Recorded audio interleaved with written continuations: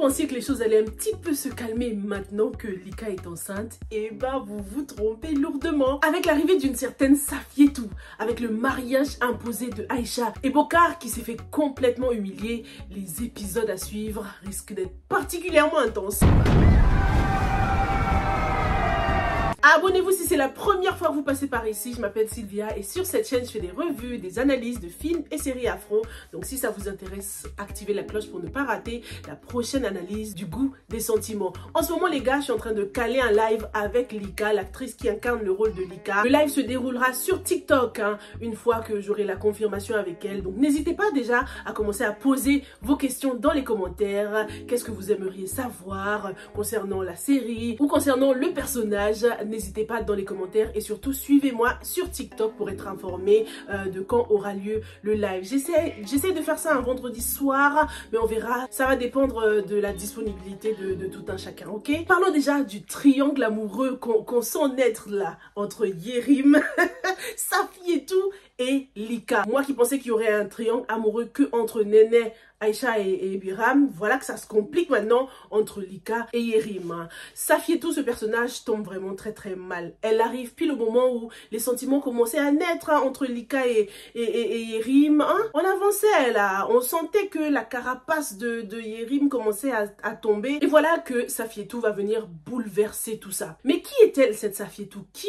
est ce personnage? Pour le moment, on ne l'a vu qu'en photo. On sait déjà sans surprise que c'est l'ex de Yerim, mais ce qui nous surprend, c'est qu'elle est aussi sa baby mama, les gars. Yerim a déjà un enfant. Mais quel genre de père es-tu? Est-ce que Yerim entretient des rapports avec son enfant? C'est ce qui m'a sauté à l'esprit tout de suite. Lui qui dit dans ses derniers épisodes à Lika que oui, on formera une belle famille. Ah, t'as déjà Yerim. En ce qui concerne Safietou, elle semble avoir une certaine emprise sur Yerim, surtout lorsqu'on regarde cette photo où elle lui tient la cravate comme ça. Les photos nous montrent que c'est une femme assez élégante. On devine qu'elle est cultivée et surtout riche. C'est les critères que la mère de Yerim aime. On devine qu'elle appartient à leur milieu, qu'elle est tout le contraire de Lika. Et cette différence sociale va venir renforcer les tensions entre ces personnages. Reste à voir si Yerim est toujours amoureux de cette fille, de Safietou. J'ai l'impression que Safietou lui aurait peut-être brisé le cœur. En tout cas, si cette hypothèse s'avère, ça expliquerait beaucoup de choses concernant le personnage de Yerim. Notamment sa peur de l'abandon, son envie de contrôler pour que Lika ne lui échappe pas, peut-être comme Safietou lui a échappé. La peur de ressentir la douleur que Safietou lui a fait ressentir. Et c'est pour ça qu'il ne veut pas forcément ouvrir son cœur, mais voilà, impose son amour. Voilà, si Safietou lui a brisé le cœur, ça expliquerait son comportement possessif. Qu'est-ce que vous en pensez? Est-ce que Safietou est la faiblesse de Yerim? Est-ce qu'il pourra résister à son arrivée? Est-ce qu'elle va lui faire du chantage avec cet enfant qu'ils ont ensemble? Parce que dans tous les cas, ils sont connectés à vie avec cet enfant. Donc elle a un sacré avantage quand même sur Lika, même si Lika est enceinte. Safietou a un avantage. Elle a la mère de Yerim dans sa poche. Elle semble beaucoup l'apprécier.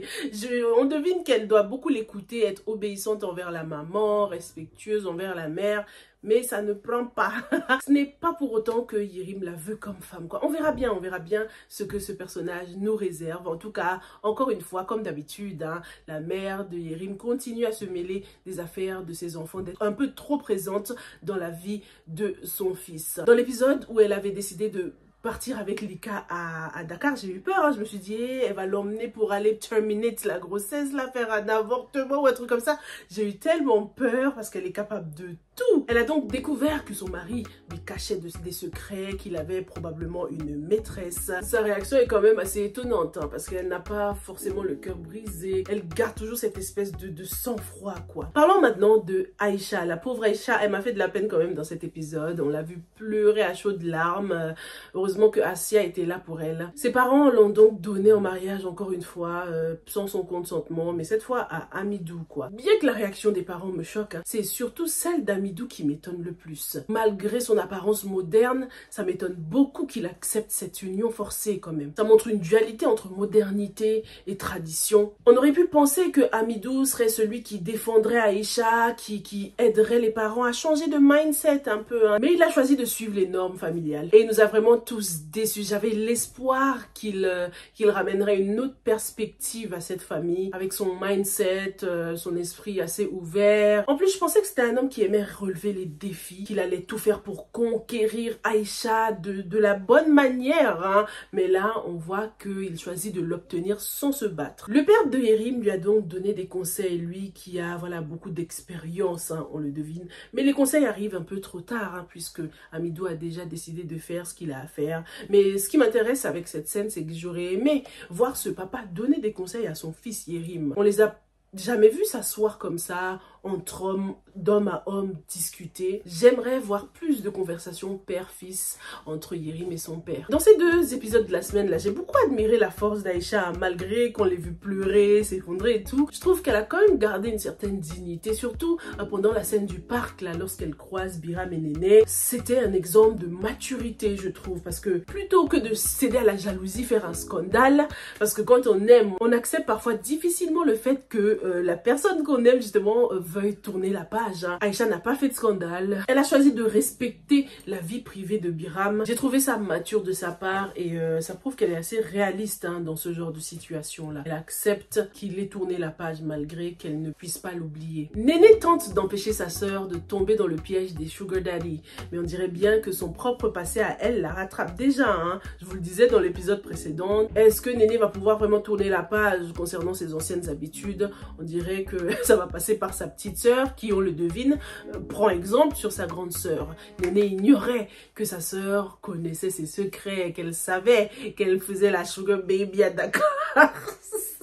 Chose que Biram ne doit absolument pas savoir, on est d'accord. Pendant cette scène, il y avait une dualité entre la morale versus la carrière. Hein. Néné, elle qui a choisi la morale, décide de confronter son patron, hein, quitte à mettre sa carrière en danger. Mais Biram, lui, a privilégié sa carrière. Et ça dévoile tout de suite son côté lâche. On est d'accord qu'il aurait pu quand même venir pour juste histoire d'épauler Néné.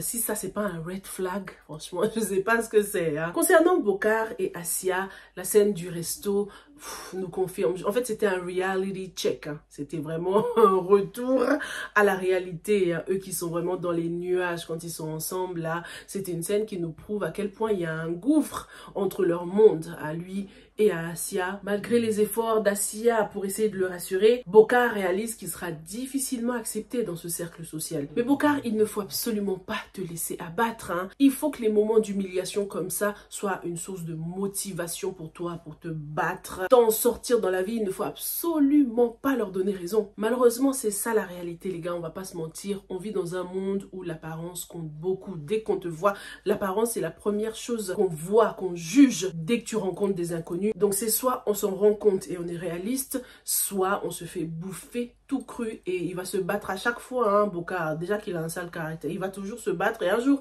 il va taper the wrong person et il va se retrouver en prison. J'aime pas ce côté de lui quand il s'emporte comme ça. Même l'autre fois quand il avait agressé Assia, j'ai pas aimé ça, Bokar. Non, tu dois soigner tes colères intérieures là. On comprend ta frustration, t'es passé par beaucoup de trials and tribulations, mais non, ça va pas du tout. Toi aussi t'es un red flag comme Biram, même si on t'aime bien, Bokar, non. Ce que j'ai aimé aussi qu'on nous montre dans cet épisode, c'était justement les amis de Assia. Est-ce qu'ils reflètent ses propres valeurs à elle? Est-ce qu'elle pense comme eux? Sûrement, hein. On a vu comment elle a jugé Lika dès qu'elle l'a vu la première fois. Et là, elle joue à la choquer lorsqu'on juge son copain. Ah bah, ça fait mal, hein, quand il s'agit de sa personne. Bokar, c'est ta personne. Là, tu supportes pas qu'on le juge. Et par contre, tu n'as pas hésité à appeler Lika de tous les noms. J'espère que grâce à ce qui s'est passé avec Bokar, Assia va reconsidérer sa manière de voir les choses, même si c'est quelqu'un de bien. Lorsqu'on voit comment elle vole au secours de Aïcha à chaque fois, elle l'a ramenée chez elle carrément pour voilà. C'est parfois une bonne personne, sauf qu'elle a des défauts. Des défauts qui, on l'espère, elle va essayer de corriger. Surtout avec l'arrivée de Safietou dans cette maison, Lika va avoir besoin d'une alliée. Donc on espère, hein, que Assia sera son alliée mariée pour ne pas qu'elle se retrouve un peu toute seule, quoi. Pourquoi pas un petit trio, Assia, Aïcha et Lika? Je les vois bien, franchement. Sauf que ça créera des tensions entre Lika et Néné, puisque Néné et Aïcha sont ennemis. Lika ne peut pas forcément être la copine de Aïcha, quoi. Mais franchement, moi, je vois bien une amitié entre Lika, Aïcha et Assia. Il faut que Lika drop Néné, drop it like it's hot. Merci beaucoup d'avoir regardé cette analyse. Dites-moi dans les commentaires comment est-ce que vous voyez l'évolution de la relation entre Yerim et Lika. Est-ce que vous pensez que Aïcha réussira un jour à s'affranchir de ses parents? Et surtout, dites-moi qu'est-ce que vous auriez fait à la place de Bokar face aux amis matérialistes de Assia. Merci beaucoup et on se retrouve dans la prochaine. Stay safe and stay blessed. Bye.